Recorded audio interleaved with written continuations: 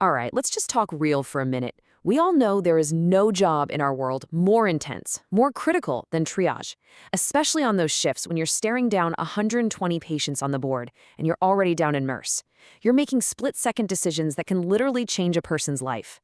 It's so easy to let ESI just become another box you have to check off, but we know it's so much more than that. It's part of our clinical gut. So today, we're just going to run through a quick refresher, not like a textbook, but like the seasoned pros we all are. I mean, this says it all, doesn't it?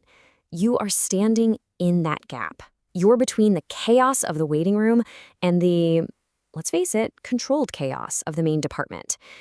ESI isn't just some number we slap on a chart. It's the language we use to scream sick or not so sick. When you really own it, it's a powerful extension of your own clinical judgment. Okay, here's how we'll break it down. First, we're going to hit the one core principle that everything else is built on. Then we'll walk through the two main parts of the algorithm, finding the sickest people first, and then figuring out what to do with everybody else. And finally, we'll talk about the real art of it, that gut feeling that goes way beyond any chart or number. Look, if you remember only one thing from this whole chat, let it be this. The entire ESI system boils down to this one simple idea. First, you find the dying patients, period.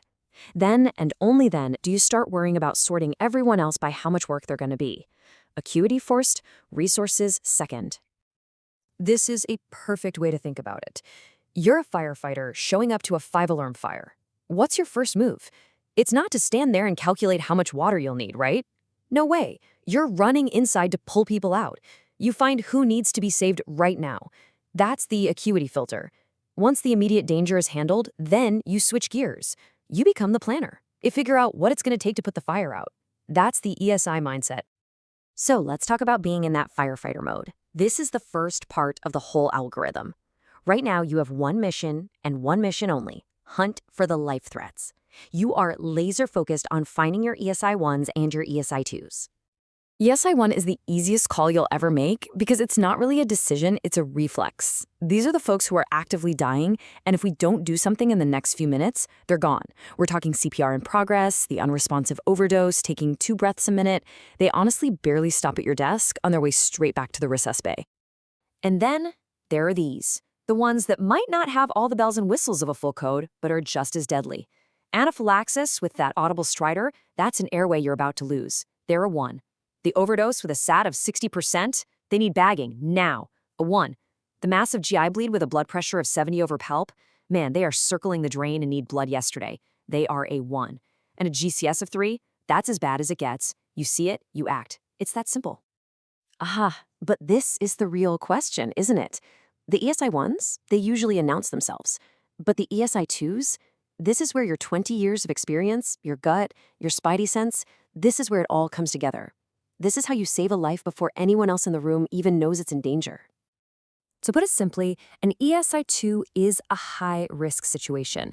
They might look okay right now, sitting in that chair, but you just know that there's a good chance they could go south and fast. You're grabbing them now to stop them from becoming an ESI-1 later. They absolutely cannot wait. Now, the algorithm gives us 3 big tripwires that should immediately scream ESI-2 in your brain. First, is it a high-risk story? Second, are they confused, lethargic, disoriented, any acute change in their mental status? And third, are they in severe pain or distress? If they hit any one of these, they are at least an ESI-2. And this is just pure pattern recognition. It's that mental Rolodex you've built over thousands and thousands of patients. 55-year-old with chest pressure? Bam, ESI-2. Thunderclap headache? You're already thinking subarachnoid bleed, 2. New facial droop? That's a stroke alert, 2. Tearing chest pain to the back? Dissection, 2. A young woman with belly pain who passed out? Ruptured ectopic, 2. Chemo patient with a fever? A suicidal patient with an actual plan? A lethargic newborn? All 2s. This is our instinct in overdrive. Okay, but what if the story isn't screaming at you? What if the patient is stoic, trying to downplay it?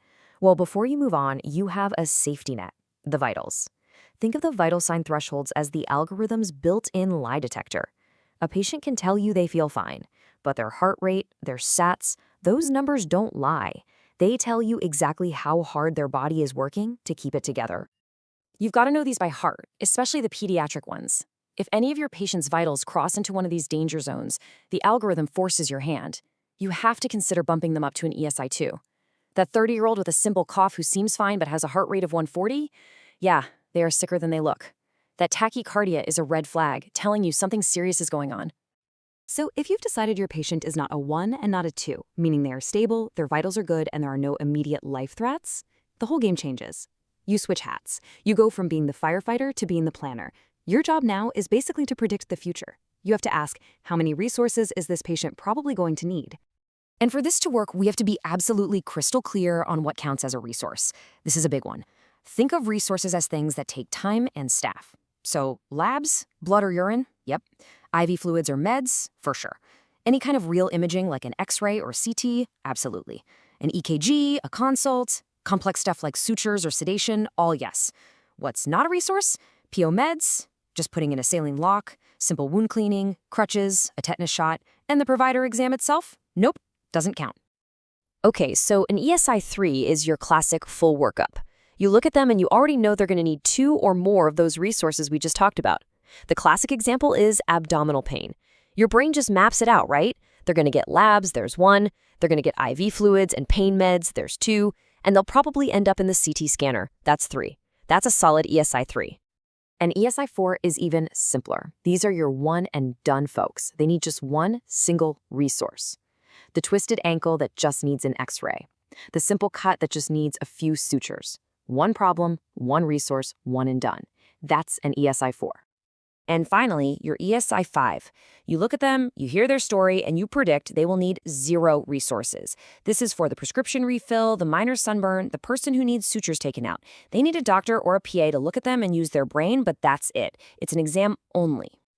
Okay, so we've run through the algorithm. Knowing that stuff cold is what makes you a competent triage nurse, for sure. But what makes you a great triage nurse is knowing all the things the algorithm can't possibly teach you. This is the art. This right here, this is the heart of it. It's that 6-foot assessment, right? That gut feeling you get the second a patient walks through the doors, before you've even said hello. You see their color, you clock their work of breathing, you notice how they walk. Your brain is processing 1,000 little data points and synthesizing it into one impression, sick or not sick. An expert's eye sees what nobody else does. We all know that the quiet, stoic person tucked away in the corner might be 10 times sicker than the person screaming their head off. We've all felt that chill when a baby is too quiet, right? That's a massive red flag. You see the flat affect on a trauma patient, and something in your gut just says, uh-oh. You know when a screening tool says a psych patient is fine, but your gut tells you there's safety risk who cannot be left alone? That is the art of triage. And at the end of the day, it all comes down to this. Your role is immense. You're not just assigning numbers. You are the gatekeeper to the single most precious piece of real estate in the entire hospital, a bed in the emergency department. The skill, the judgment, and the speed that you bring to that job every single shift, that is what keeps this whole place from falling apart and what keeps our patients safe. So remember that mindset. Firefighter first, planner second. Hunt for the life threats, then predict the resources. But most importantly, trust that gut. Trust that clinical judgment you have earned 1,000 times over. It is, without a doubt, your most powerful tool.